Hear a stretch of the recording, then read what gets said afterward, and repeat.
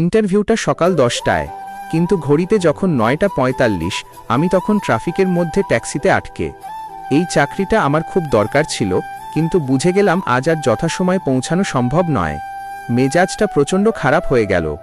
ড্রাইভারকে ভাড়া মিটিয়ে নেমে পড়লাম এবং সিদ্ধান্ত নিলাম পাশের একটি দোকানে বসে 1 কাপ চা খেয়ে মনটা শান্ত করব।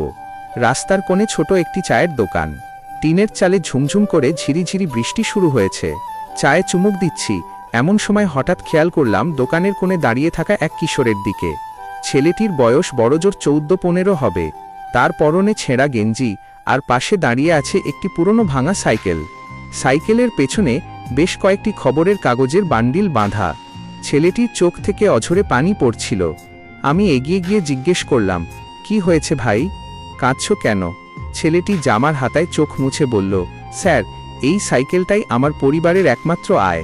সকাল থেকে কাগজ বিক্রি করে যা পাই তা দিয়ে অসুস্থ মায়ের ওষুধ আর ছোট বোনের পড়ার খরচ চলে।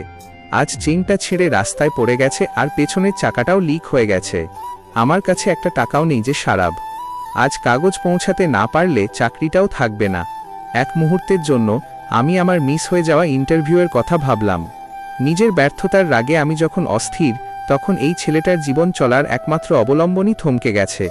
আমি আর এক মুহূর্ত ভাবলাম না। সাইকেলটা তুলে নিয়ে তাকে সাথে করে কাছের একটি ওয়ার্কশপে গেলাম। চেইন ঠিক করে নতুন টায়ার লাগিয়ে মেকানিকের সব বিল মেটাত আমার পকেটে থাকা শেষ 500 টাকা খরচ হয়ে গেল। ছেলেটি অবাক হয়ে আমার দিকে তাকিয়ে রইল। সে তার পকেট থেকে এক মুঠো খুচরো পয়সা বের করে বলল, স্যার, আমার কাছে এই কয়টা টাকা আছে, আপনি নিন। আমি আলতো করে তার কাঁধে হাত রেখে বললাম, এই টাকাটা তোমার মায়ের ওষুধের জন্য রাখো, আজ ভালো করে কাজ করো। ছেলেটির চোখে তখন জল, কিন্তু ঠোঁটের কোণে এমন এক স্বস্তির আর কৃতজ্ঞতার হাসি ফুটল যা আমি কখনোই ভুলতে পারবো না। সে সাইকেলেই চড়ে হাত নেড়ে চলে গেল। সেদিন আমার ইন্টারভিউ দেওয়া হয়নি। পকেটে কোনো টাকাও অবশিষ্ট ছিল না, কিন্তু ঘরে ফেরার পথে বুকের ভেতর অদ্ভুত এক শান্তি অনুভব করছিলাম। মনে হচ্ছিল জীবন আমাকে একটি সঠিক সময়ে সঠিক জায়গায় দাঁড়িয়ে একটি বড় শিক্ষা দিল।